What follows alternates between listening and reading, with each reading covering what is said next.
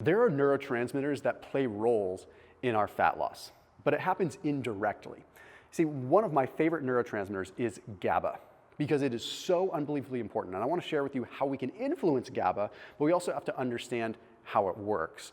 And we have to understand that taking GABA supplements doesn't always work, but I want to give you the foods and the types of things you can pair with foods to influence GABA. What does this have to do with fat loss though?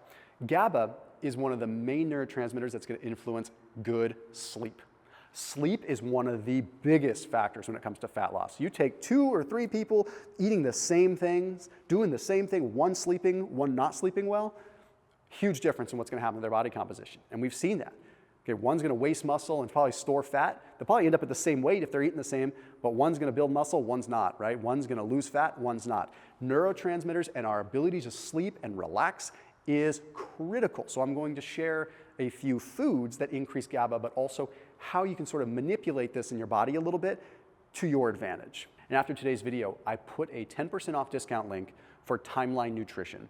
Hands down, one of the only compounds I have ever seen in the decade of doing what I do on this channel that has such a powerful impact on the mitochondria. So Timeline utilizes something called urolithin A. Urolithin A has a lot of research published on it, humans and animals.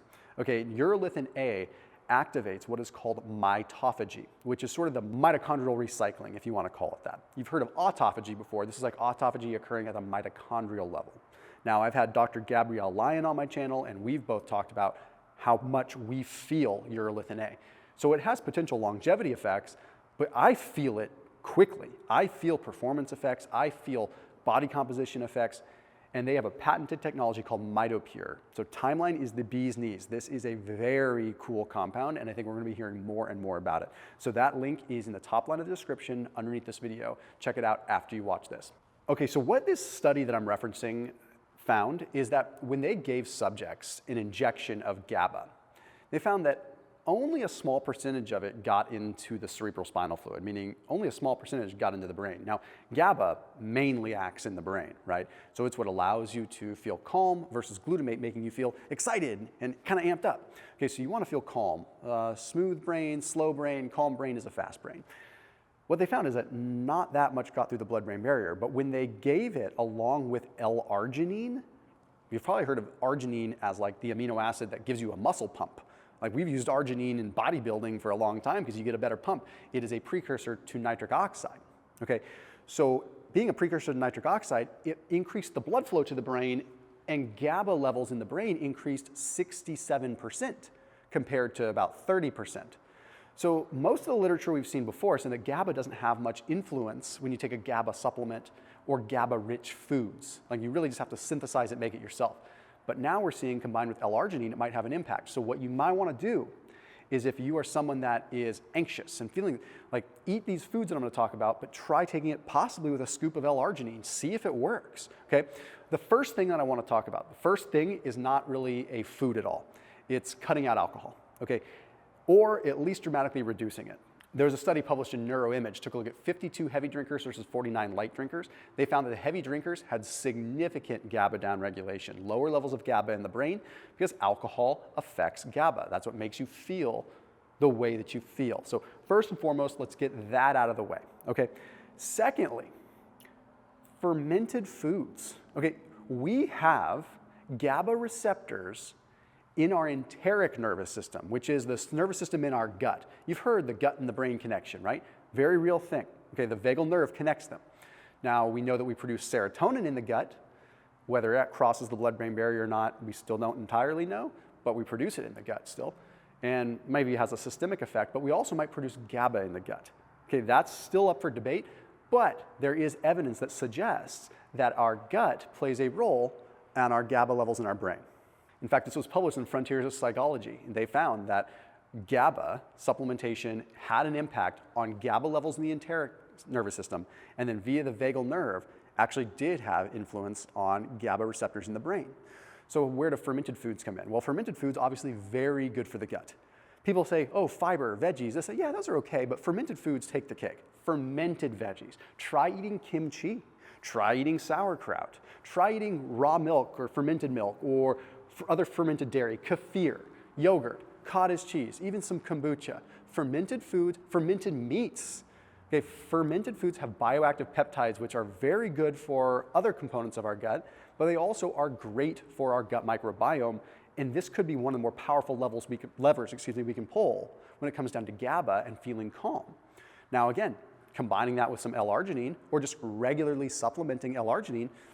Before, I was not a fan of arginine. I was always like citrulline, malate for the pump, whatever. This might be very interesting.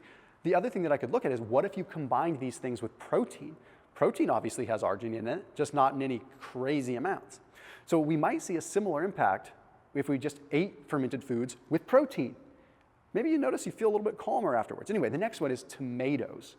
Now, I don't recommend going out and just eating a bunch of raw tomatoes. I'm not a fan of that either.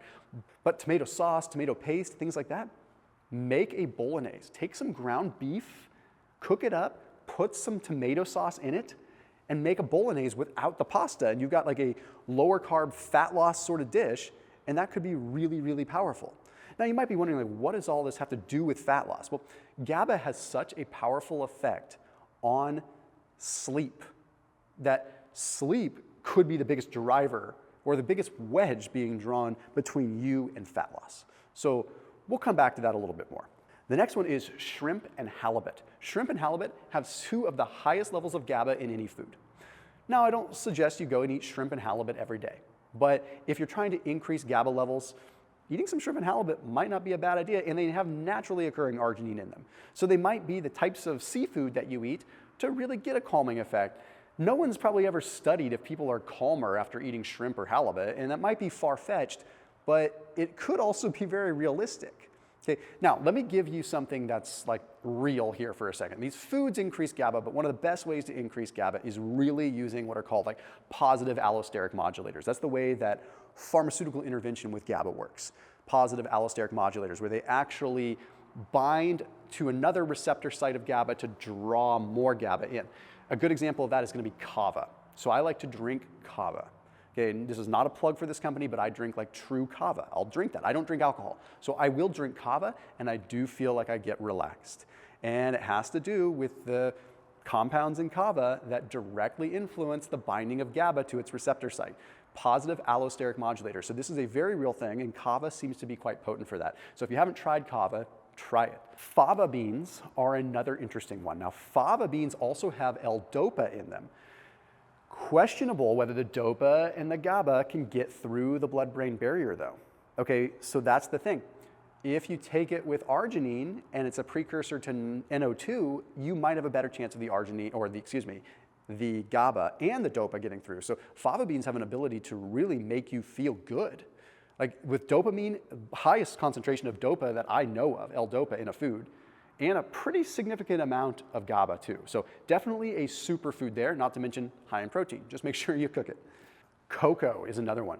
Straight up, try to get some good quality cocoa. Do a search. You can look at consumer labs. You can look at this stuff.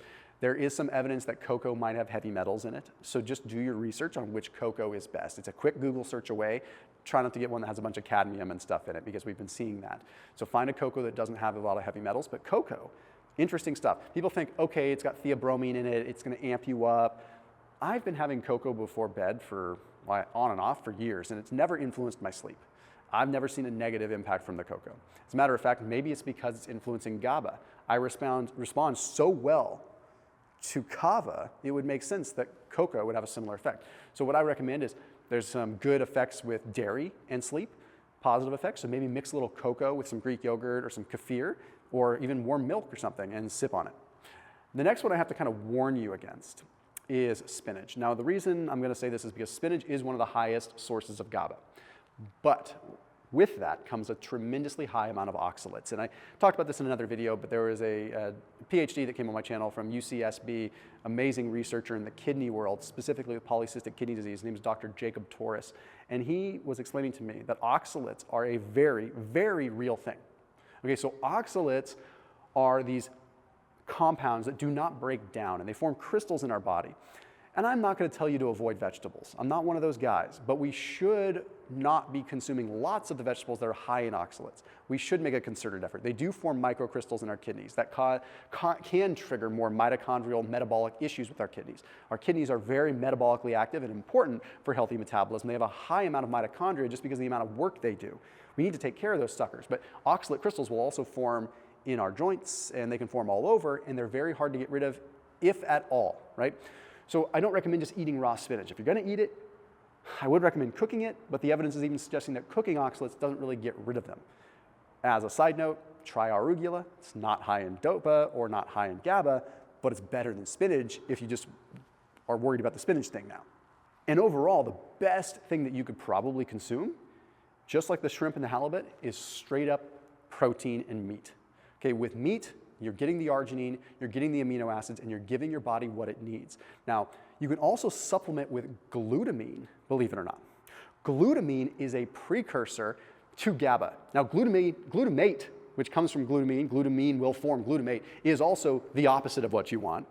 But you need to have glutamine and glutamate too. So glutamate and GABA work in tandem, like lockstep kind of, right? So if we are imbalanced in glutamate, we can't form GABA.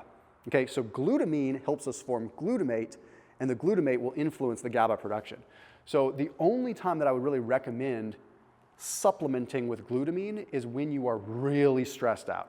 When you're stressed out, that can deplete glutamine. When you're overtrained, that can deplete glutamine. When you're doing a lot of endurance work, that can deplete glutamine. And it might not be a bad idea to supplement maybe 2 or 3 grams of glutamine to influence that GABA production. As always, keep it locked to here on my channel, and I'll see you tomorrow.